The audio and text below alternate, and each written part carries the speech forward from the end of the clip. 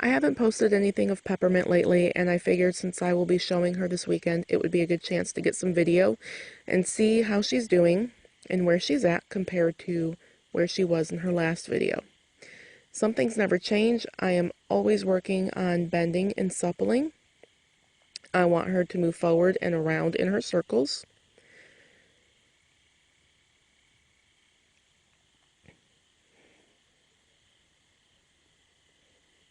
And I spend a lot of time doing those changes of directions and asking her to move forward and around at a walk and a jog.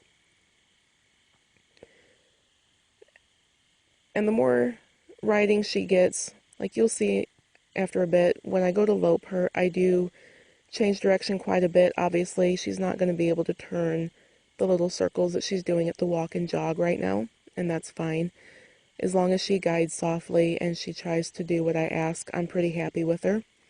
Her stops are pretty nice. You sit down and say whoa, and she's going to get in the ground. That was a lot of repetition. Just sit down, say whoa, and wait on her to stop. Use the fence if I have to. Use one rein stops. And just over and over and over, just practicing it. And there's going to be a few times where I kind of turn her into the fence or circle or do little things. A lot of times that's when she has anticipated moving forward too quickly. And instead of trying to pull on her and force her to walk, I'm just going to make it a little bit uncomfortable for her to be in a rush. And there I asked her to trot, and I'm going to ask her to lope. She goes to pick up the incorrect lead, but I sit down and I readjust my leg and move my outside leg a little further back and let the fence kind of help push her onto the correct lead. And she picks it up, and I let her go around a couple of circles. I edited out quite a bit of the circles and things that are too repetitive from the video. But overall, she's been doing really good. Her neck reining has come a long way. For the most part, I can ride her one-handed. When I go to lope on her or do some things a little bit higher speed, I'll go to two hands. I'll always lay my neck rein on her neck first, but I just ride in two hands. It makes it a little bit easier and smoother if I do have to help her with my inside rein. And right there, she went to be a little bit rushy, so I turned her into the fence. And then another turn, and I'm going to ask her to walk out of it. Because she was starting to anticipate loping. And so here I'll do sort of a teardrop shape. And I'm going to ask her to jog. I'll be showing her in walk-jog classes this weekend. So even though I don't have to worry about loping at the show, I spend a lot of time loping at home. The trot is still probably my favorite gait to work on anything, but the lope is so important. A good canter really does help to improve everything else. So the canter or the lope is not a gait that should be neglected in any way. You can see every now and then she's a little bit fast, and it's not that big of a deal. And she'll come in here and give me a pretty decent stop. She was a little on the front end. I drew her back a little bit, just a few steps. And here I just do a couple circles. Sometimes after loping and giving you a stop, a horse can get a little bit stiff and kind of antsy. And so a lot of times I'll just put them into a little circle, or I'll do a figure eight. I'll just do something to take their mind off of that little bit of speed that they had and help them regain that focus before I move on and do something else. There's no point in trying to work on something if your horse's focus is on something other than you. And if they're not waiting on your cues for the next maneuver, you're just kind of going to get into trouble. And you'll create problems that you don't really need to have. So you might as well just take it back a step and let the horse take the time he needs to refocus. The more you do that, the more you give them time to refocus at this stage, the less often you'll have to do that, because you've made it a habit for them to just bring their minds back to you.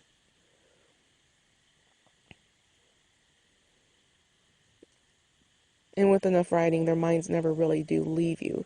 They just stay with you no matter where you're at and how fast you're going or anything else.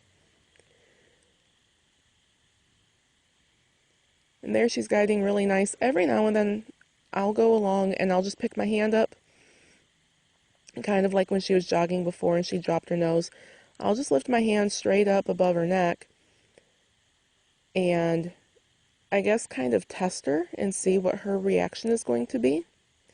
And if she gets a little bit stuck, that's okay. I'll go ahead and go to two hands and I'll help her to find the right answer if she seems like she's having too much trouble. But she's been really, really good at that. I always want my horse's first response to contact to be to drop their nose, soften their jaw, and give to the pressure. It's natural for horses to push on pressure, so it's completely natural the first time you put a halter on a colt and try to guide them to the left. They're going to fight. They're probably going to rear up. They might do all kinds of crazy stuff at first. And with repetition and being fair and making sure that you give the second they try to do the right thing, they get better and better. Now right there, she was being a little bit chargy when she picked up that lead. So I just sit down and say, whoa, and I draw her back a few steps, and I'm going to turn, and I'm going to walk out of that. I usually try to walk when I leave a stop from a lope. And here, I just lope a few steps, and I'm going to step her back again. This time I'm going to turn her to the outside, and she'll end up walking a couple of steps, but I'm going to push her back into a lope then. I try to leave a stop from a lope at a walk. It might only be a couple of steps, and I'll push them back into a trot or a lope, but I try to make sure the first couple of steps are at a walk.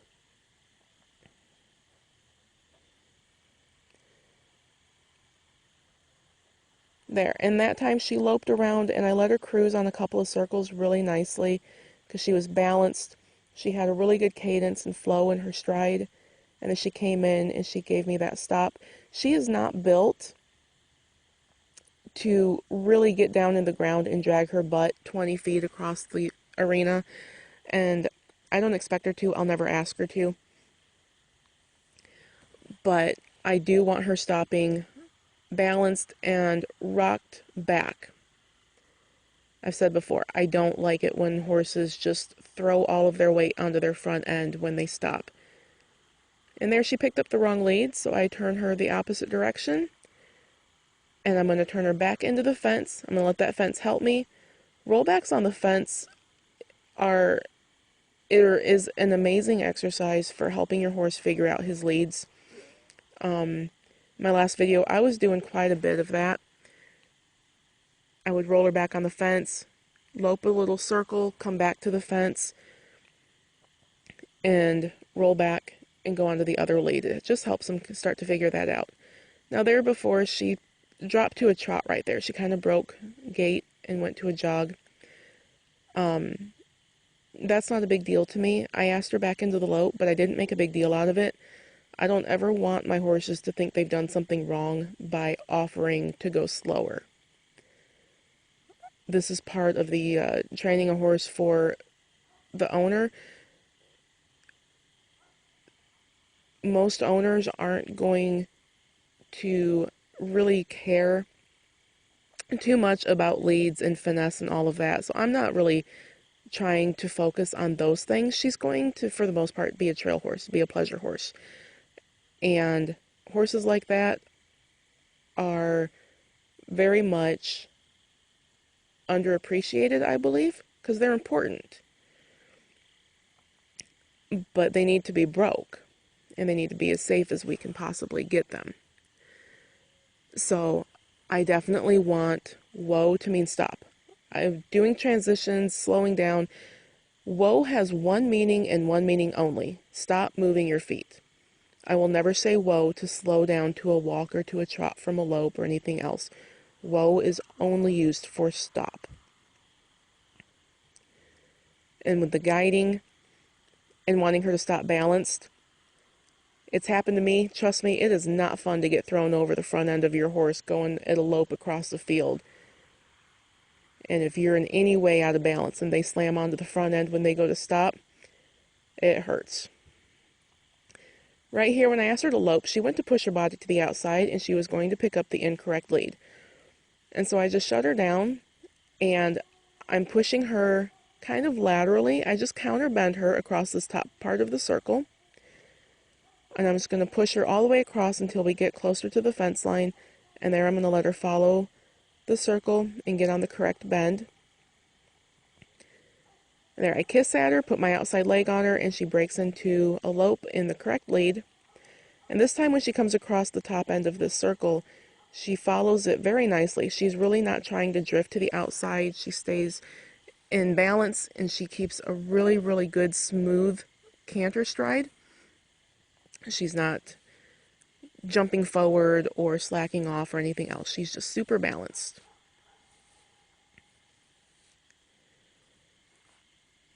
And there are a few changes of direction. Jogging your horse and changing directions, doing that a lot, really does help them figure out how to use their feet. It helps them develop balance and strength and helps them with some self-carriage. And it helps them not be so darned clumsy. Sometimes these big stocky horses can be pretty stinking clumsy with their feet. So changes of direction can help that a lot.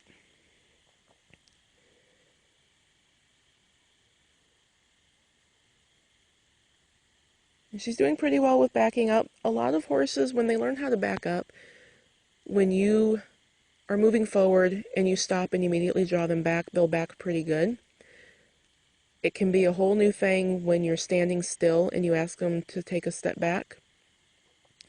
Not that they won't do it, but sometimes it's not going to be quite as soft. It's not going to have the momentum behind it that they did when they were moving forward before you asked them backwards. And so that's something I practice with too. And I don't want her to run 100 miles an hour backwards.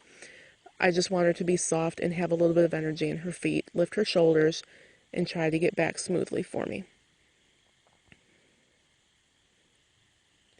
And then at the end of the ride, just like at the beginning, I slow everything down and I just do some bending, walking around and letting the horse kind of stretch and cool out. The beginning and the end of the ride, I definitely want to help build my horse's confidence at those 2 points, because sometimes their confidence can get a little bit rattled